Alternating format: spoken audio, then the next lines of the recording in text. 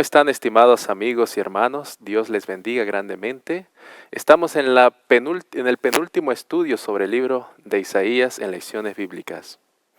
Nuestro título para esta ocasión es Jesús, el deseado de todas las gentes.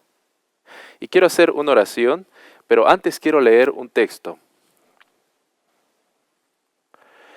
Isaías capítulo 60, versículo 1 al 3 nos dice lo siguiente. Levántate, resplandece, porque ha venido tu luz, y la gloria de Jehová ha nacido sobre ti. Porque he aquí que tinieblas cubrirán la tierra, y oscuridad las naciones. Mas sobre ti amanecerá Jehová, y sobre ti será vista su gloria. Y andarán las naciones a tu luz, y los reyes al resplandor de tu nacimiento. Con estas palabras vamos a inclinar nuestro rostro y hacer una pequeña oración. Querido Padre Celestial, gracias por esta oportunidad de compartir esta palabra. Por favor, Señor, como dicen estos textos, la luz brillará en nuestro amanecer. Pedimos, Señor, que esa luz brille, esa luz es Jesús. Ayúdanos, Señor, a contemplarlo, porque Él es nuestro Salvador y Él quiere morar en nuestras vidas. En su nombre, amén. Jesús, el deseado de todas las gentes. Jesús, el anhelado de todas las gentes. Jesús, el amado de todas las gentes. Jesús, el esperado, el necesitado de todas las gentes. La pregunta es, ¿qué tanto amas? ¿Qué tanto esperas? ¿Qué tanto anhelas? ¿Qué tanto deseas a Cristo en tu vida? Mi deseo es que al terminar este pequeño estudio, amemos más a Jesús. Porque lo contemplaremos, porque lo miraremos, porque Él nos amó primero. Así que vamos a tomar algunos fragmentos en Isaías capítulo 59, 60 y 61.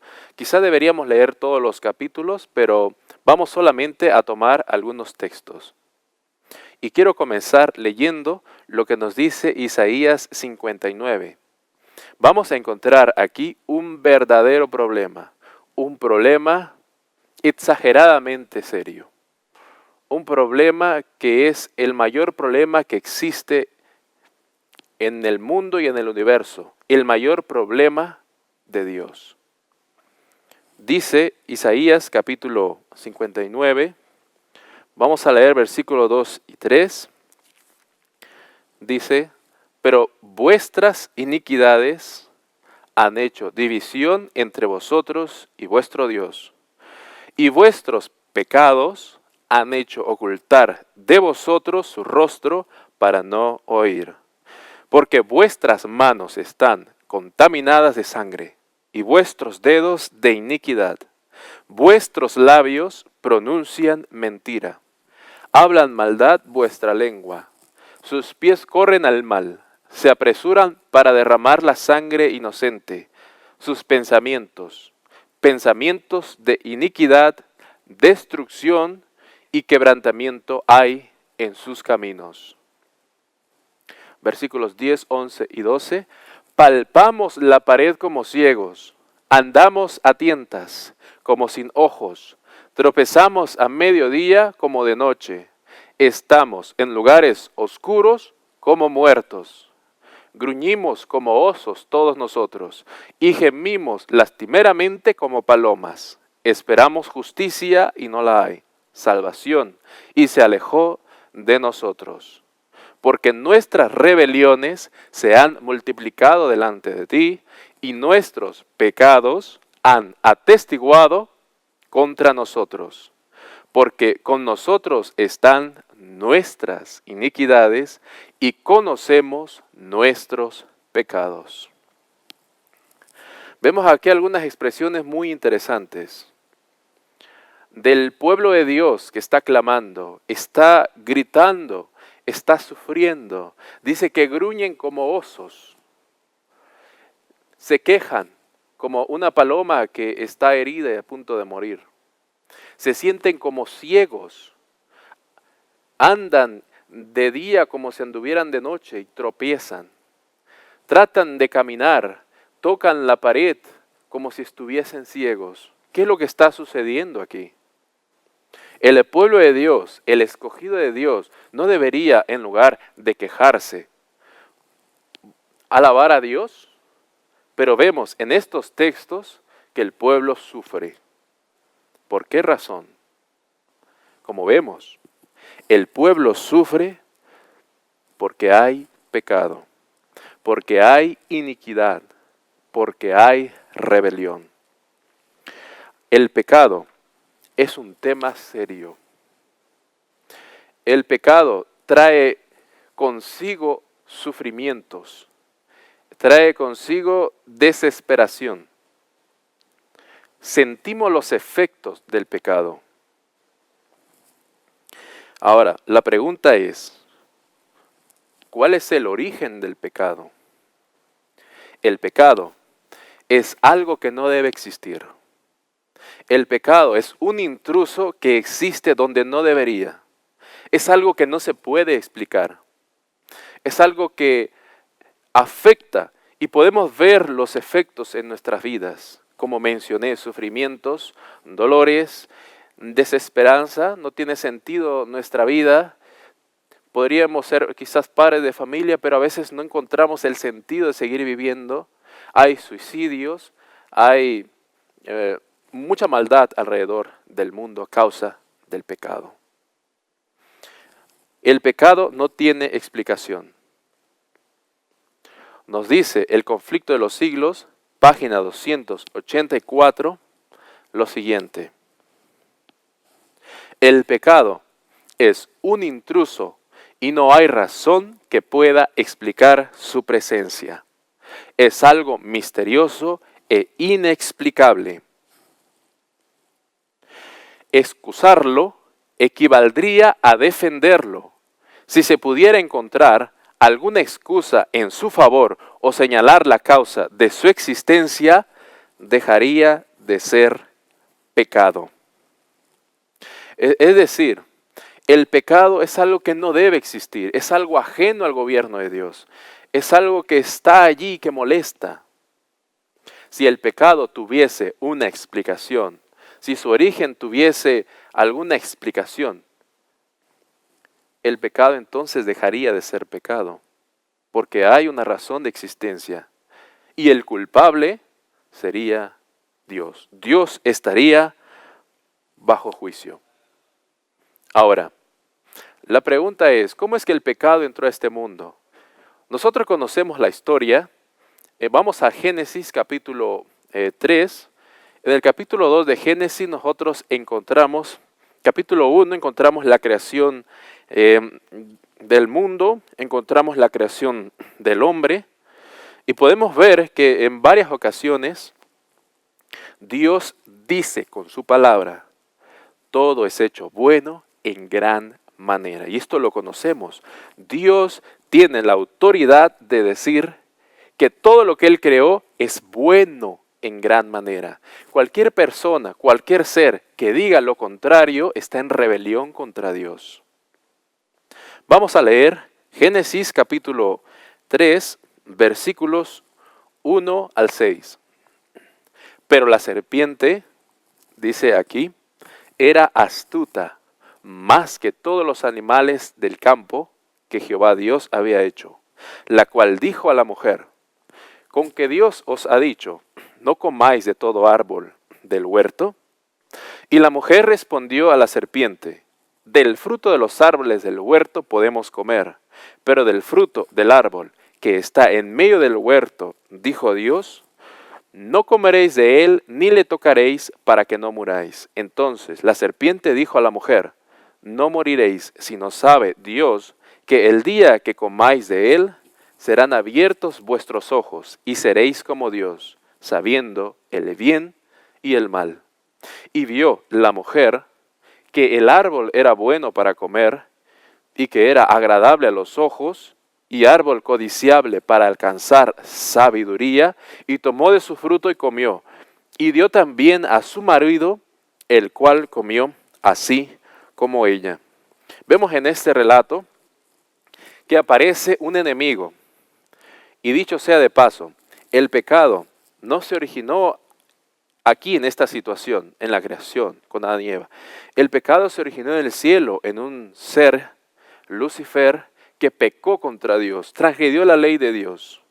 Ahora aparece aquí como un animal bueno, contradiciendo la palabra de Dios. ¿Y cuál era el propósito? El propósito era colocar en la mente de Eva, primero y después Adán, un concepto erróneo de la libertad o del libre albedrío. Es decir, él quería que Adán y Eva tomasen decisiones independientes de la voluntad de Dios. ¿Y qué sucedió? Pecaron. Se apartaron de Dios, haciéndose independientes, pecan. ¿Y cuál es la consecuencia? ¿Qué viene como consecuencia de pecar? Más alejarse de Dios.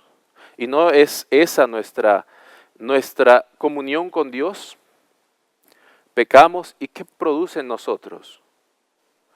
Dolor, sí, pero también apartarnos de Dios. Nos sentimos indignos. Y es lo que sintió Adán y Eva. Se sintieron indignos, huyeron de la presencia de Dios. Ahora, una pregunta. ¿Cuán destructivo es el pecado? Hay un principio fundamental que encontramos en la Escritura. Y lo podemos ver en el siguiente texto, Deuteronomio capítulo 4, versículo 24. Nos dice, porque Jehová tu Dios es fuego consumidor, Dios celoso. ¿Qué es lo que es Jehová? Fuego consumidor. El carácter de Dios, su forma de ser, su gloria, su luz que lo rodea, todo su ser es fuego consumidor y es un Dios celoso. Entonces encontramos un problema bastante serio aquí. Y déjenme ilustrarlo con una pequeña historia. Resulta que un hombre quería quemar alguna hojarasca en su jardín y quería utilizar gasolina. Él fue a su garage buscando el combustible y el combustible estaba en la parte superior. Así que él, queriendo tomar el combustible para poder quemar su hojarasca, el combustible o la gasolina se derramó sobre sus vestiduras. Así que el hombre estaba completamente empapado en gasolina. Pero no le importó. Así que sale de su garage y está buscando las hojas para quemar. Aparece el vecino y muy amablemente le dice, ¿qué es lo que te sucedió? Deberías quitarte esas vestiduras contaminadas con gasolina porque es peligroso, ¿no ves? Y este hombre le dice, es que yo necesito quemar la hojarasca, pero te recomiendo que primero te quites tu vestido, te cambies de ropa y después vas y quemas lo que tienes que quemar con la gasolina. Pero el hombre, necio, terco, le dijo, no te preocupes. Así que podemos imaginar lo que sucedió.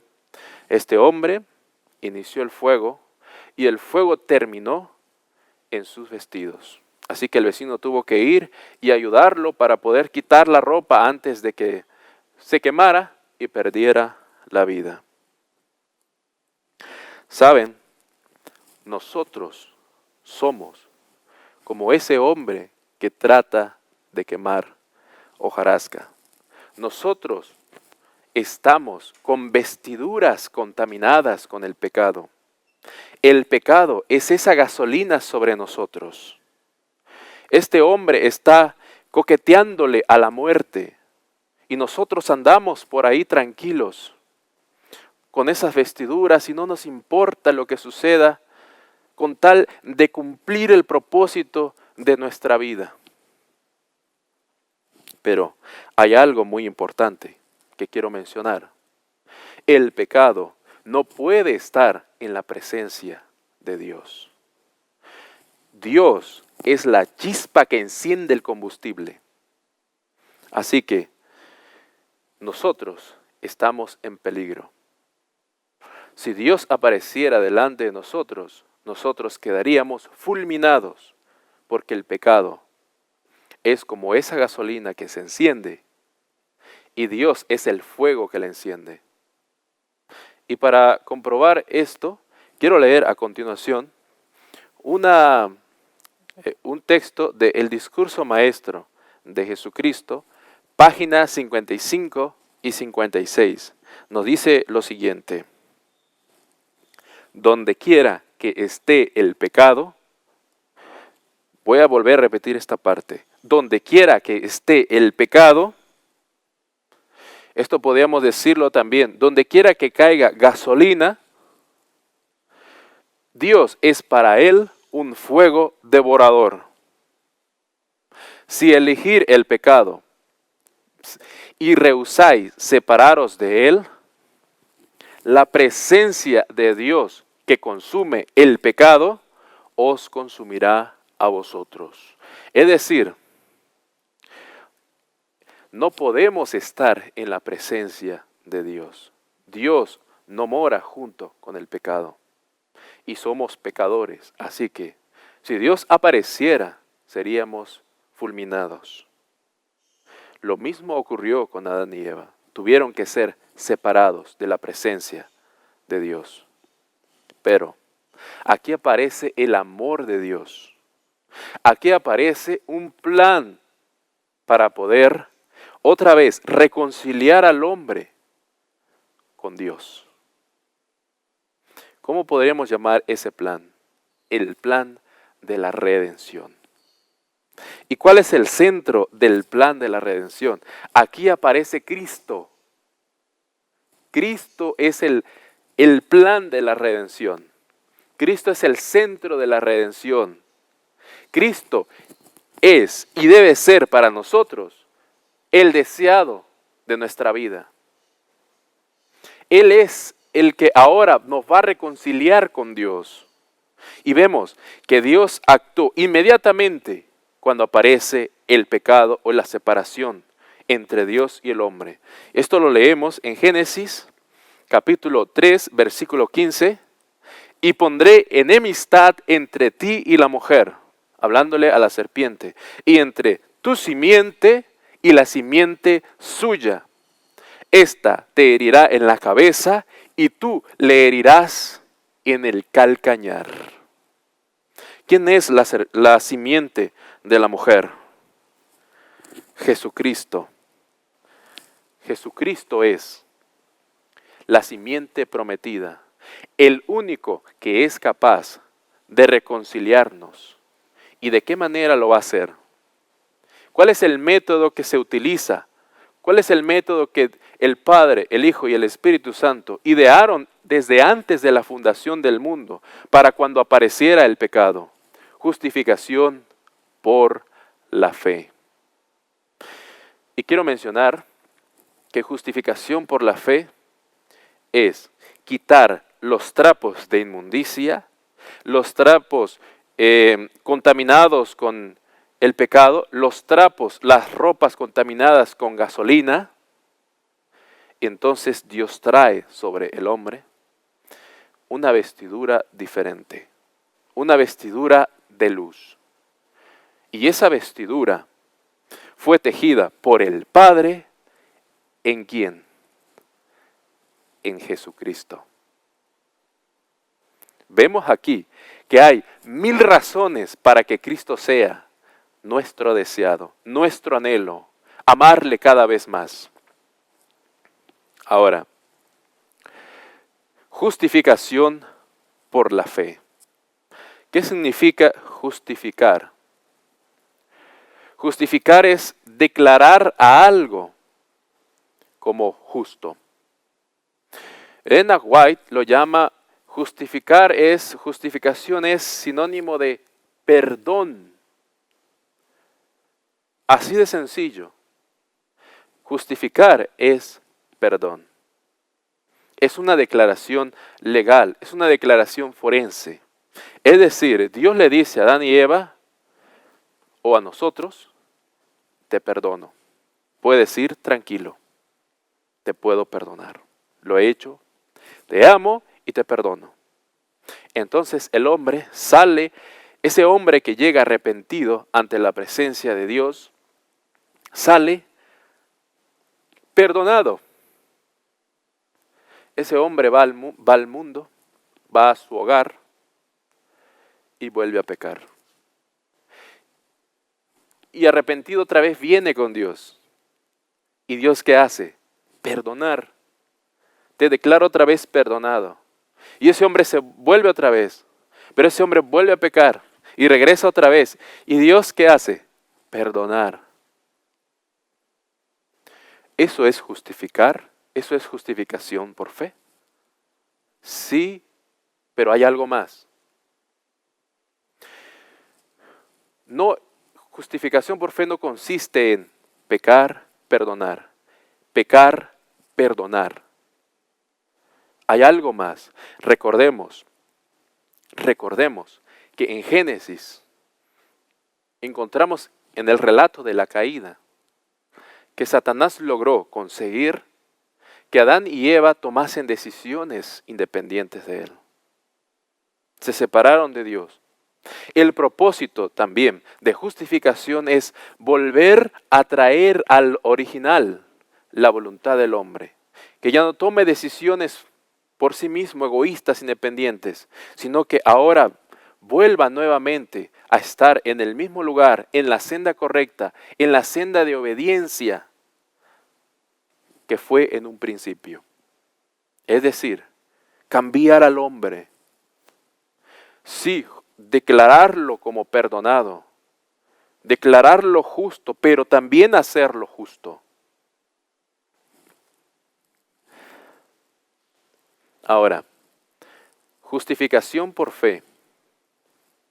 Eso es, como mencioné, justificar. Pero ahora, ¿qué es la fe?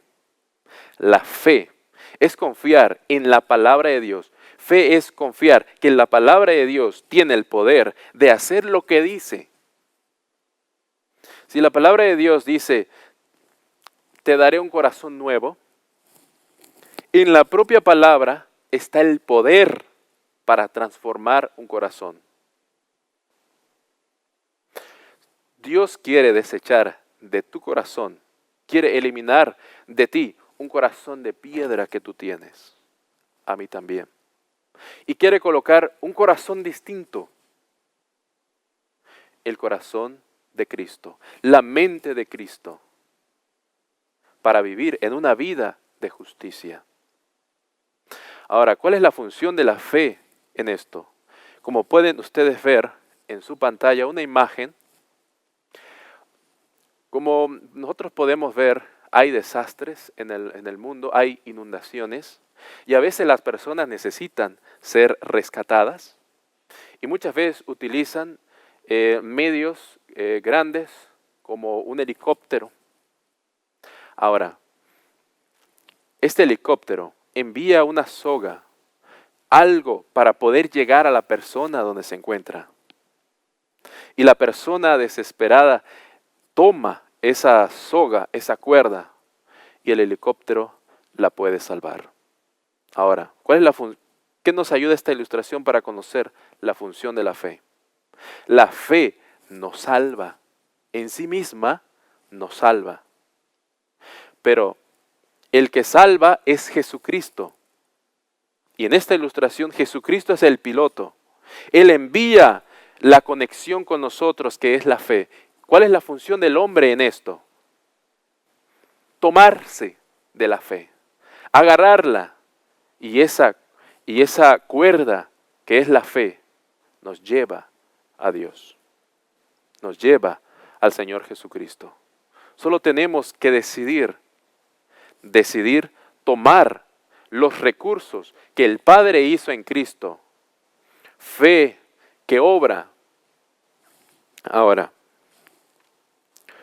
nos dice Fe y Obras, página 108, Esto es justificación por la fe. Cada alma creyente debe conformar enteramente su voluntad a la voluntad de Dios y mantenerse en un estado de arrepentimiento y contrición, ejerciendo fe en los méritos expiatorios del Redentor y avanzando de fortaleza en fortaleza, de gloria en gloria.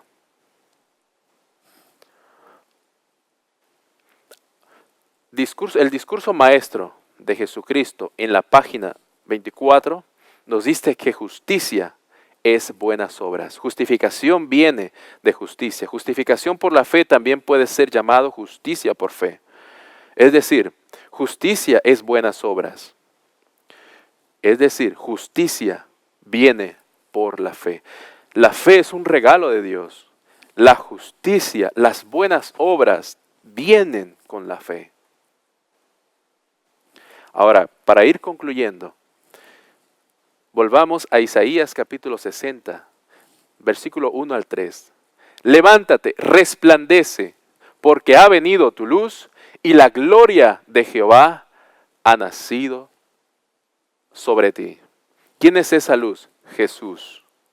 Jesús quiere brillar en nosotros. Jesús quiere morar en nosotros. El misterio que había estado oculto desde las edades eternas, ahora ha sido manifestado. Cristo en vosotros, la esperanza de gloria. Porque he aquí que tinieblas cubrirán la tierra y oscuridad las naciones, mas sobre ti amanecerá Jehová, y sobre ti será vista su gloria, y andarán las naciones a tu luz y los reyes al resplandor de tu nacimiento. Una promesa. Dios está prometiendo la luz. Dios está prometiendo que la justicia de Dios se refleje en nosotros. Y eso es cuando Cristo mora en nosotros. Por eso, Ageo 2:17, y haré temblar a todas las naciones, y vendrá el deseado de todas las gentes, y llenará de gloria esta casa, ha dicho Jehová de los ejércitos. Tu vida, tu ser, tu cuerpo es templo de Dios. ¿Deseas que Cristo more en ti? ¿Deseas que esa luz brille en ti? ¿Deseas tomarte de la fe y esa misma fe producir en ti justicia? ¿Impartir justicia? Dios lo promete. Y quiero, para terminar, leer Isaías 61, 1 y 2. El Espíritu de Jehová, el Señor está sobre mí, porque me ungió Jehová, me ha enviado a predicar buenas nuevas a los abatidos, a vendar a los quebrantados de corazón, a publicar libertad a los cautivos y a los presos, apertura de la cárcel, a proclamar el año de la buena voluntad de Jehová y el día de venganza de vuestro Dios, a consolar a los enlutados. Isaías 61, 10 y 11 dice, en gran manera me gozaré en Jehová, mi alma se alegrará en mi Dios. Hay alegría aquí.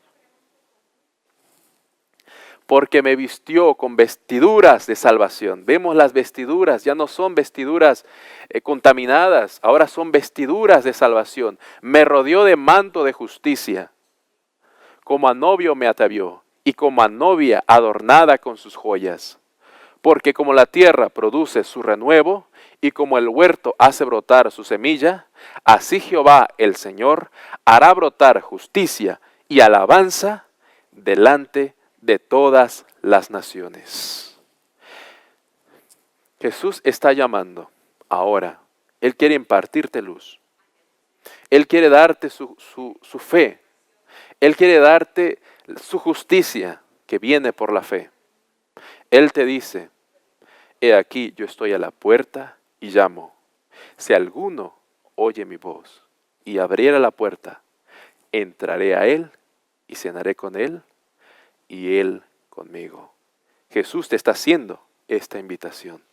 ¿Cuál será tu decisión? Ojalá que decidas Cristo morar en tu vida, amarlo, que Él sea el deseado en tu corazón. Que Dios te bendiga y te guarde.